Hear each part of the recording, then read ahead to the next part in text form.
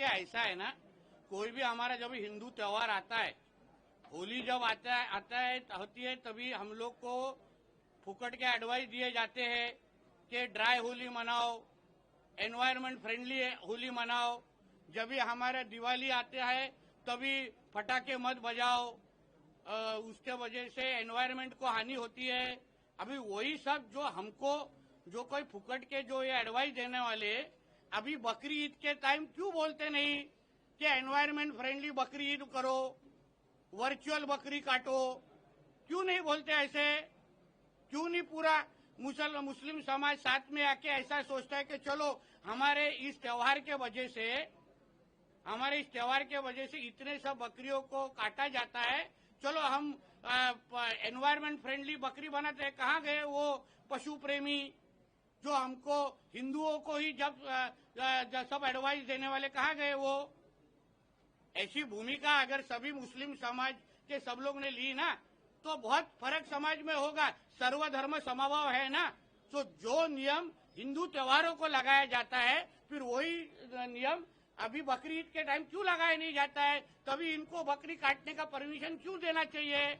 हम भी जब हिंदुओं को किसी भी तरीके का नियम लगाया जाता है, हमको बोला जाता है ड्राई होली मनाओ, रंग इस्तेमाल मत करो, हम ड्राई होली खेलते हैं।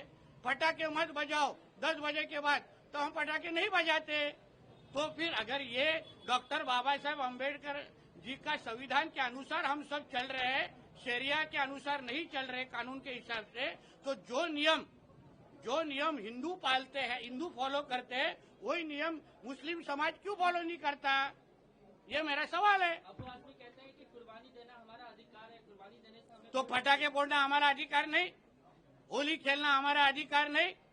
तभी फिर हम लोग ने इस तरीके का जोर जबरदस्ती किया, तो तभी फिर हमको होली खेलने से क्यों रोका जाता है? हमको पटाखे फोड़ने से क्यों रोका जाता है? कोई भी अगर हिंदू त्योहार आ जाएगा, ये लोग कोई ना कोई आके कुछ ना कुछ तो इशू निकालते और हमको त्योहार करने से रोक देते।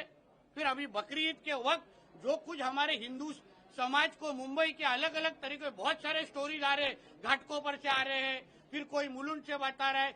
जबरदस्ती किसके सोसाइटी में अगर कोई भी बकरी काटेगा तो उसके ऊपर हमारे हिंदुत्व सरकार जरूर कार्रवाई करेगी, छोड़ेगी नहीं। ये किसी के अब्बा का पाकिस्तान नहीं है, ये हमारा हिंदू राष्ट्र है। यहाँ के शरिया कानून लागू नहीं है, यहाँ डॉक्टर बाबा साहब अम्बेडकर का संविधान लागू है। तो जो नियम हिंदुओं को लगता है ना, वही नियम अन्य लोगों को भी लगेगा। नितेश जी, ऑपरेशन सिंदूर को लेकर तेलंगाना के मुख्यमंत्री रेवंत रेड्डी ये कहते हैं कि अगर राहुल गांधी के पास सत्ता होती तो पीओके आज हमारे पास होता। वो पीओके क्या, हमारा कश्मीर, हमारा मुंबई भी वो लोग पाकिस्तान को दे डालते। वो थोड़ी पूरा का पूरा भारतीय है, आधा इधर और आधा उधर है। वैसे लोगों को क्या बोलते जरा पूछो आजू बाजू, या तो सिग्नल पे जाके पूछो क्या बोलते। सर, बकरी ईद से लेकर ही मेरा एक सवाल है। बकरी ईद सामने आ रही है और इस दिन जो है गौ हत्या जो है बड़े पैमाने पर हो सकती है। सर, इसे लेकर सरकार ने क्या? देखिए ऐसा है, गौ माता ये हमारे पास हमारे राज्यों में राज्य माता का दर्जा उसको दिया है। कोई भी अगर हमारे गौ माता के खिलाफ बकरी ईद के नाम पे अगर उसने किसी ने भी मस्ती करने की कोशिश की, तो फिर आगे का काम हमारा देवा भाऊ का सरकार करेगी, चिंता करो मत। बहुत सारे बुलडोजर जैसे चल रहे वहां देखिए, अभी विशालगढ़ में कितनी बड़ी कार्रवाई हो रही है देखो। इसलिए ये किसी का अब्बा का पाकिस्तान या किसी अब्बा का लाहौर नहीं है, ये हमारा हिंदू राष्ट्र है। जो नियम आप हिंदू त्योहार के वक्त लगाते हैं, वही नियम बकरी ईद के वक्त ही लगेगा। इसलिए तो मैंने बोला ना, वर्चुअल बकरी ईद करो ना, लाओ कोई तो बकरी मतलब एकदम असली बकरी लाओ मत, कोई करो और काटने का ये करो कुछ। तो हम लोगों को कैसे एडवाइस दिया जाता है, बहुत सारे हिंदू फॉलो करते हैं ना, वैसा करो ना। सर, आज जो है बैठक हुई मछुआरों के साथ, सर क्या कुछ नहीं, आज हमारा जनता दरबार हुआ। हमारे भारतीय जनता पार्टी के हमारे स्टेट प्रेसिडेंट बावन कुले जी और हमारे रवि चौहान जी ने हम सभी मंत्रियों को इस तरीके के इंस्ट्रक्शन दिया था कि हर एक ने अपने अपने डिपार्टमेंट के माध्यम से लोगों की सेवा करनी चाहिए, उसके लिए जनता दरबार लेना चाहिए। और उसके लिए आज का दिन ये फिशरीज और पोर्ट्स डिपार्टमेंट को दिया था, उसके अनुसार मैं बैठ के लोगों का सब मैंने निवेदन स्वीकारा और लोगों से मैं मिला। सर, वाटर टैक्सी के लिए शुरुआत होने वाली है नवी मुंबई से, उसको मेट्रो वाटर मेट्रो से भी जोड़ा जाएगा क्या? देखिए, हमारे मुख्यमंत्री देवेंद्र फडणवीस जी ने कुछ हफ्ते पहले नवी मुंबई में जो नया एयरपोर्ट होने वाला है, वहाँ वाटर टैक्सी का भी फैसिलिटी हम लोग देने वाले हैं। उस तरीके की मीटिंग्स ली थी।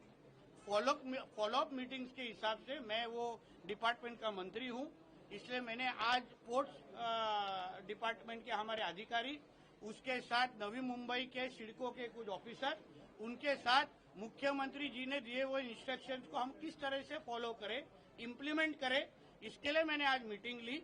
उसके साथ ही मुंबई के एमएमआर रीजन में जो हम लोग मुंबई वाटर मेट्रो जो शुरू करने वाले हैं उसको, और नवी मुंबई के वाटर टैक्सी सर्विस को हम लोग कैसे जोड़ सके। जैसे किसी को भी अगर नरीमन पॉइंट से अगर नवी मुंबई एयरपोर्ट अगर पहुंचना है तो हम 40 मिनट्स में पहुंच सकते हैं। इस तरीके का रूट हम लोग ने तैयार किया है 40 मिनट में, जो आज मुझे लगता है करीब 1.5-2 घंटा लगेगा। तो उस तरीके का डिस्कशन हमारा हुआ, प्लानिंग हमारा हुआ, और जल्द ही उसके बारे में हमारे आगे के प्लान्स का अनाउंसमेंट हो जाए।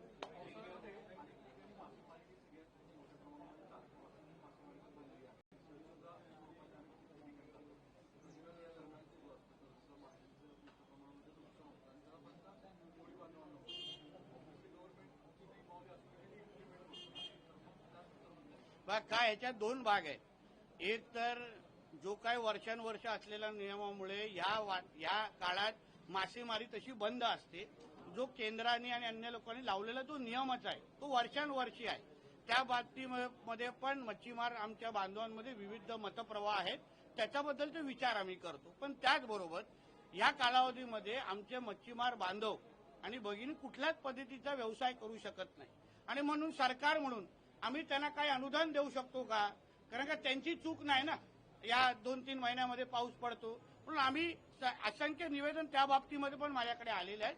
म्हणून आदरणीय मुख्यमंत्री आणि दोन्ही उपमुख्यमंत्री चर्चा करून या काळात आपण वेगळं काय अनुदान, वेगळी काय मदत आमच्या मच्छीमार बांधवांना देऊ शकतो का, या बाबतीमध्ये मी स्वतः आदरणीय मुख्यमंत्र्यांशी बोलून याच्या माध्यमातून मार्ग काढण्याचा प्रयत्न करेन।